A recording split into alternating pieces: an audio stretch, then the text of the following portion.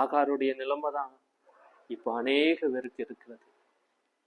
இந்த இந்த வனாந்தர பாதையில பயணிக்கிற ஒவ்வொருடைய இருதயம் அதை தான் நோக்கி இருக்கிறது.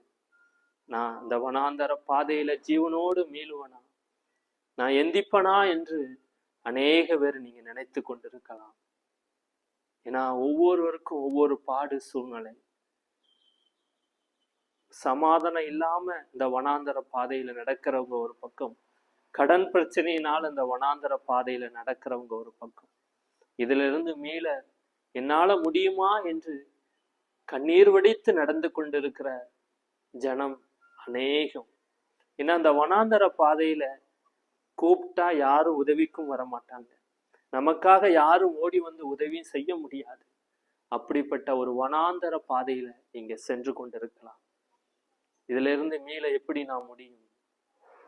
வாய்ப்பு இருக்கா? என்னை கர்த்தர் இதுல இருந்து மீட்பாரா என்று நீங்க அநேக பேர் கலங்கி கொண்டிருக்கலாம்.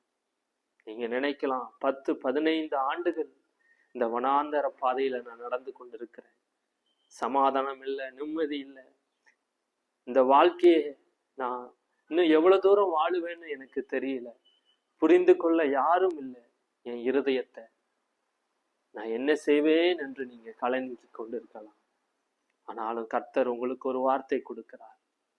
நான் வனாந்தரத்துல வழியையும் அவாந்திர வழியில, ஆனா அவாந்திர வழியில உங்களுக்கு ஆறுகளையும் உண்டாக்குவேன் என்று கர்த்தர் சொல்கிறார்.